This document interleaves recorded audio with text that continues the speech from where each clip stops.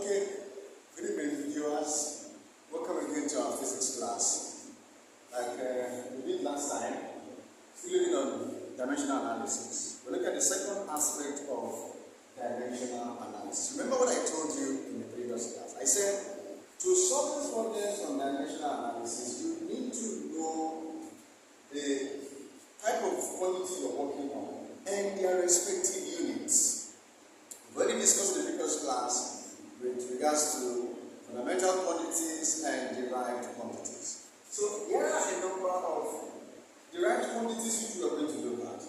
To solve the problems on dimension, what you need to know as a student is to know the definition of each derived quantity as well as their units.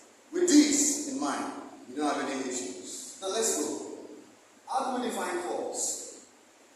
As a derived quantity, force is the product of mass and acceleration.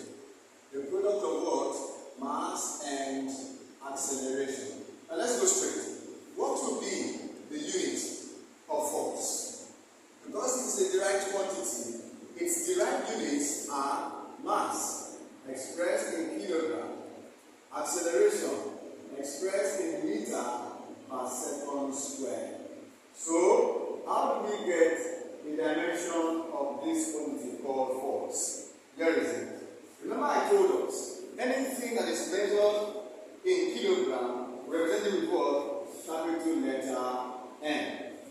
That's for mass. Anything measured in meter is a linear measurement. We represent that one with what? Capital letter L. And anything measured in the unit of time, which is seconds, we represent it with what? Capital letter T. So we have here T. What is the exponent here? Raised to the power -2. This is the dimension for force. We go to the next one, pressure. How do you define pressure? The first thing to do is to define pressure. What is pressure? It is defined as what? The force acting by unit area of surface of a body. Force per unit area. Now you can see here, already we know what force is. We know the unit of force. And we can find the area. So what is the unit of force here now? It's what? Kilogram meter per second squared.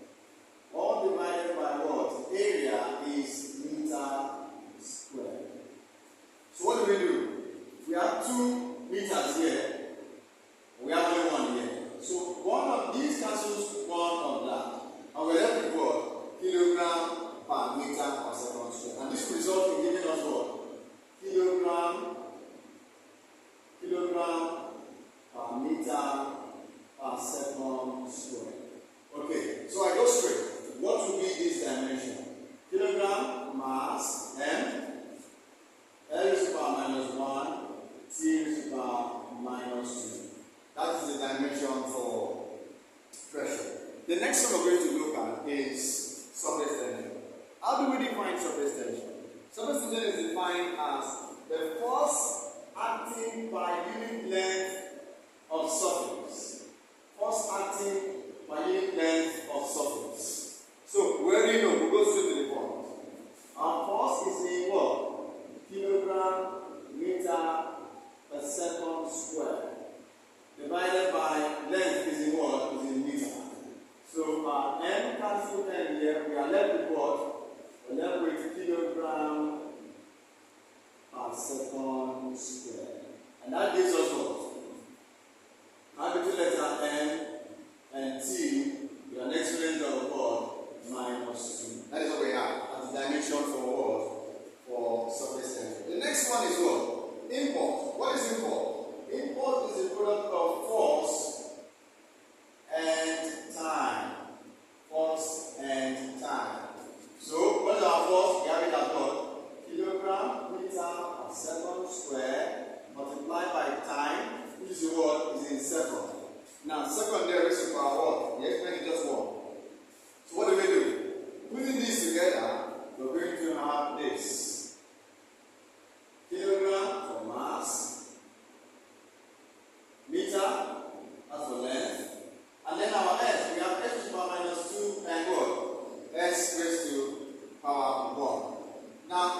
very simple way, not to confuse yourself.